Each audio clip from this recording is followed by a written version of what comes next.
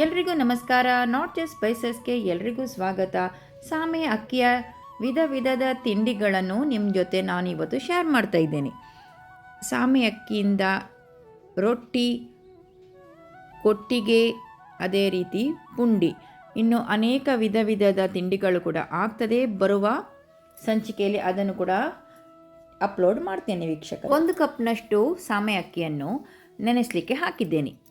ಚೆನ್ನಾಗಿ ಒಂದು ನೀರನ್ನು ತೊಳೆದು 2 ಗಂಟೆ ಆದರೂ ನೆನೆಸಿಕೊಳ್ಳಿ.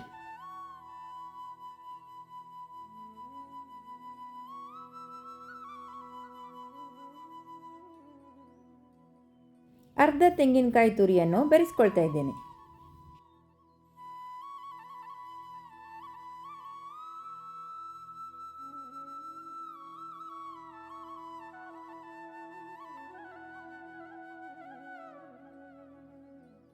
ಮಿಕ್ಸಿಯಲ್ಲಿ ಹಾಕಿ ಸ್ವಲ್ಪ ಪುಡಿ ಮಾಡುವ.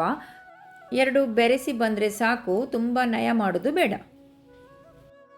ಪ್ಯಾನಲ್ಲಿ 2 ಟೇಬಲ್ ಸ್ಪೂನಷ್ಟು ತೆಂಗಿನ ಎಣ್ಣೆಯನ್ನು ಬಿಸಿ ಮಾಡ್ತಾ ಇದ್ದೇನೆ. ಸಾಸಿವೆ,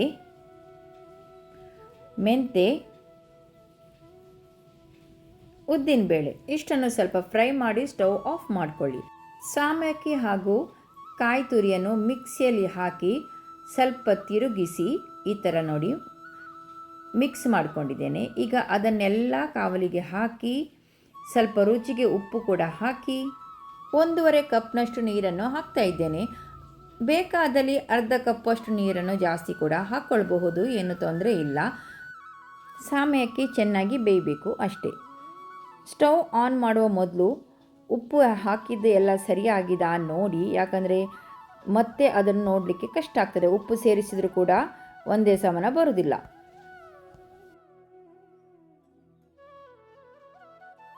ಹೈ ಮೀಡಿಯಮ್ ಫ್ಲೇಮಲ್ಲಿ ಚೆನ್ನಾಗಿ ಬೇಯಿಸ್ಕೊಳ್ಳುವ.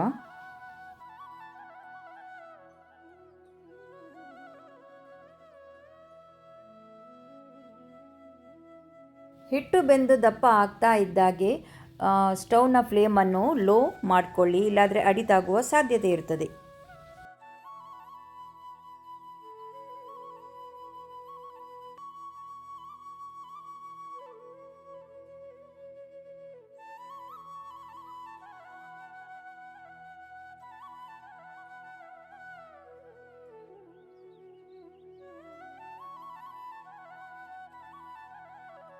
ಇಷ್ಟು ದಪ್ಪ ಆದ ನಂತರ ಸ್ಟವನ್ನು ಲೋ ಫ್ಲೇಮಲ್ಲಿ ಇಟ್ಟು ಒಂದು ಲಿಡ್ ಮುಚ್ಚಿ 5 ನಿಮಿಷದಷ್ಟು ಬೇಯಿಸ್ಕೊಳ್ಳಿ. ನೋಡಿ, 5 ನಿಮಿಷದ ನಂತರ ಸ್ಟವನ್ನು ಆಫ್ ಮಾಡಿದ್ದೇನೆ. ಇದು ತುಂಬ ಡ್ರೈ ಆಗಿ ನಮಗೆ ಪುಂಡಿ ಕಟ್ಟಲಿಕ್ಕೆ ಸರಿಯಾಗಿ ಬಂದಿದೆ. ಇದು ಆರಲಿಕ್ಕೆ ಹಾಗೆ ಬಿಡುವ. 1 ಗಂಟೆ ನಂತರ ಇದನ್ನು ಸಣ್ಣ ಸಣ್ಣ ಲಿಂಬೆ ಗಾತ್ರದ ಪುಂಡಿಗಳಾಗಿ ಮಾಡಿ ಬೇಯಿಸಿ ತಿಂದರೆ ಆಯಿತು.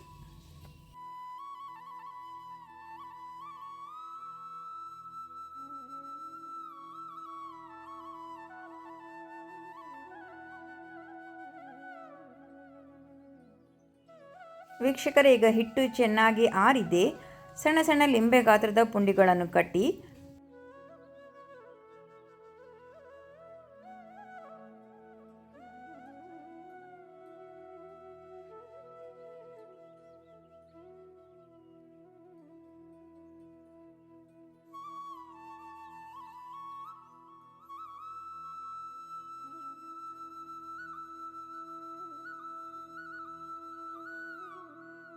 ಒಂದು ಕಪ್ ಸಾಮೆ ಅಕ್ಕಿಯಲ್ಲಿ 21 ಪುಂಡಿಗಳು ಆಗಿವೆ.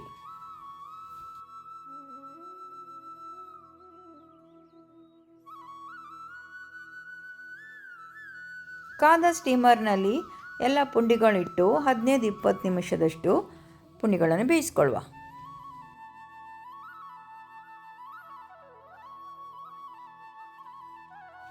ರುಚಿಯಾದ ವರೈ ಪುಂಡಿ ರೆಡಿ. ಇದನ್ನು ನೀವು ಉಪ್ಪಿನಕಾಯಿ ಜೊತೆ, ಸಾಂಬಾರು ಜೊತೆ, ಇಲ್ಲದ್ರೆ ರುಚಿಯಾದ ಚಟ್ನಿ ಜೊತೆ ಕೂಡ ಸವಿಬಹುದು. ತುಂಬ ರುಚಿ ಹಾಗೂ ಆರೋಗ್ಯಕ್ಕೂ ಅಷ್ಟೇ ಉತ್ತಮ.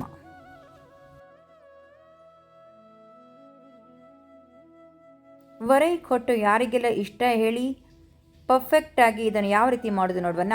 1 ಕಪ್ನಷ್ಟು ಉದ್ದಿನಬೇಳೆಯನ್ನು ಚೆನ್ನಾಗಿ ತೊಳೆದು ನೆನೆ ಹಾಕ್ಕೊಳ್ಳಿ. ಅದಕ್ಕೆ 1.5 ಕಪ್ಪಷ್ಟು ಸಾಮೆ ಅಕ್ಕಿ, ಇದನ್ನು ಕೂಡ ನೆನೆ ಹಾಕ್ಕೊಳ್ಳಿ. 2 ಗಂಟೆಯಷ್ಟು ನೆನೆ ಹಾಕಿದರೆ ಸಾಕಾಗ್ತದೆ.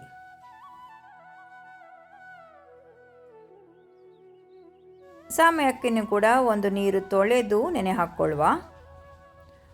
1.5 ಕಪ್ನಷ್ಟು ಸಾಮೆ ಅಕ್ಕಿಯನ್ನು ಹಾಕ್ಕೊಂಡಿದ್ದೇನೆ. 2 ಗಂಟೆಯಷ್ಟು ನೆನೆಸಿದರೆ ಸಾಕು.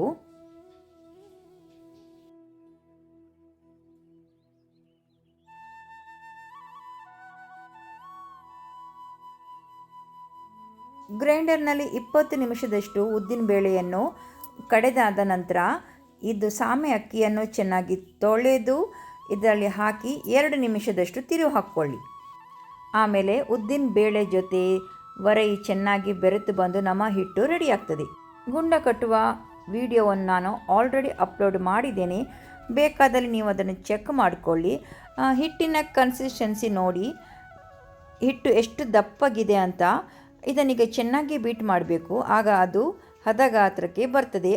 ಬೀಟ್ ಮಾಡಿದ ಮೇಲೂ ಕೂಡ ಇಷ್ಟೇ ದಪ್ಪಗಿದ್ದರೆ ಬೇಕಾದಲ್ಲಿ ನೀರನ್ನು ಹಾಕ್ಕೊಳ್ಬಹುದು. ರುಚಿಗೆ ಬೇಕಾದಷ್ಟು ಉಪ್ಪನ್ನು ಹಾಕ್ಕೊಳ್ಳುವ. ಉಪ್ಪು ಹಾಕುವಾಗ ಸ್ವಲ್ಪ ಜಾಗ್ರತೆ ಮಾಡಿಕೊಳ್ಳಿ. ಅಕ್ಕಿ ಹಾಕದ ಕಾರಣ ತುಂಬ ಉಪ್ಪು ಕೂಡ ಹಿಡಿಯುವುದಿಲ್ಲ. ರುಚಿ ನೋಡಿ ಉಪ್ಪನ್ನು ಹಾಕ್ಕೊಳ್ಳಿ. ಪಟ ಅಂತ ಎಲ್ಲ ಗುಂಡ ಕಟ್ಟಿ ಆಯಿತು. ಇದನ್ನು ಬೇಯಿಸಲಿಕ್ಕೆ ರೆಡಿ ಮಾಡುವ. 20 ನಿಮಿಷದಷ್ಟು ಬೇಯಿಸಿದರೆ ತುಂಬಾ ಸಾಕು. ಚಟ್ನಿ ರೆಡಿ ಮಾಡುವ. ಇಂಗಿನ ಚಟ್ನಿಯನ್ನು ರೆಡಿ ಮಾಡಿದ್ದೇನೆ. ಸಾಂಬಾರು ಜೊತೆ ಕೂಡ ತುಂಬ ಚೆನ್ನಾಗಿರ್ತದೆ, ಚಟ್ನಿ ಜೊತೆ ಕೂಡ ತುಂಬ ಚೆನ್ನಾಗಿರ್ತದೆ. ನಿಮಗೆ ಇಷ್ಟವಾದ ಖಾದ್ಯವನ್ನು ನೀವು ಮಾಡಿಕೊಳ್ಳಿ. 20 ನಿಮಿಷದ ನಂತರ ಎಲ್ಲವೂ ರೆಡಿಯಾಗಿ ಬಂದಿದೆ. ಈಗ ಪ್ಲೇಟಲ್ಲಿ ಹಾಕೋಣ. ವರೈ ಖೊಟ್ಟು ರೆಡಿಯಾಗಿ ಬಂದಿದೆ. ಈಗ ಸರ್ವ್ ಮಾಡುವ. ರುಚಿ ಕೂಡ ಹೇಗಿದೆ ಎಂಬುದಾಗಿ ನೋಡುವ ವೀಕ್ಷಕರೇ. ಬಿಸಿ ಬಿಸಿ ಇದೆ, ಮೆಲ್ಲನೆ ತೆಗಿತಾ ಇದ್ದೇನೆ.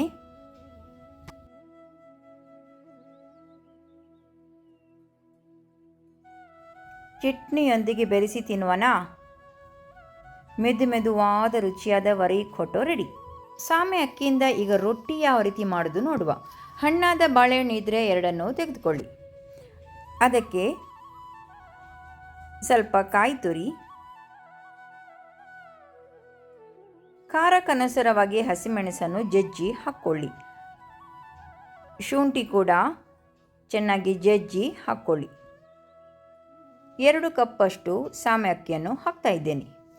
ಇದು ಕೂಡ ಅಷ್ಟೇ, ನಿಮಗೆ ಮಿಕ್ಸಿಯಲ್ಲಿ ಹಾಕಿ ಸ್ವಲ್ಪ ಪುಡಿ ಮಾಡಿ ಕೂಡ ನೀವು ಹಾಕಬಹುದು, ಇಲ್ಲಾದರೆ ಡೈರೆಕ್ಟಾಗಿ ಕೂಡ ಹಾಕಬಹುದು.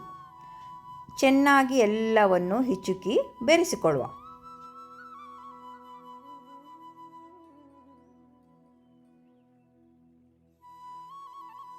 ಎರಡು ಕಪ್ಪಷ್ಟು ನೀರನ್ನು ಹಾಕ್ಕೊಂಡಿದ್ದೇನೆ.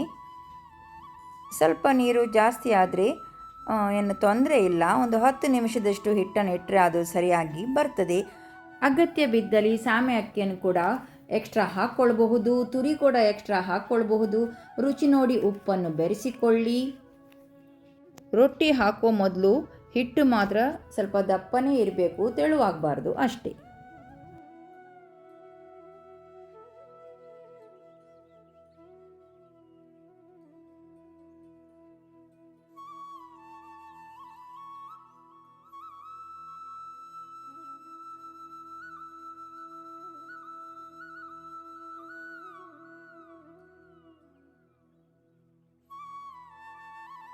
ಕಾವಲಿಗೆ ರೊಟ್ಟಿಯನ್ನು ಹಾಕಿ ಮೇಲಿಂದ 2 ಬಿಂದಿನಷ್ಟು ತೆಂಗಿನೆಣ್ಣೆಯನ್ನು ಹಾಕಿ 2 ಬದಿ ಕೂಡ ಚೆನ್ನಾಗಿ ರೋಸ್ಟ್ ಮಾಡಿ ತೆಗೆದುಕೊಳ್ಳಿ.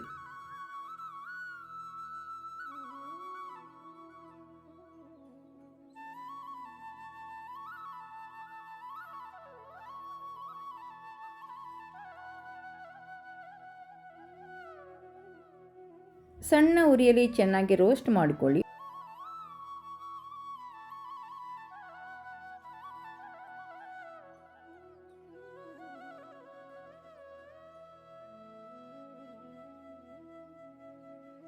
ಎಲ್ಲ ರೆಸಿಪೀಸನ್ನು ಮನೆಯಲ್ಲಿ ಟ್ರೈ ಮಾಡಿ ಫ್ಯಾಮಿಲಿ ಫ್ರೆಂಡ್ಸ್ ಜೊತೆ ಶೇರ್ ಮಾಡಲು ಮಾತ್ರ ಮರೆಯದಿರಿ.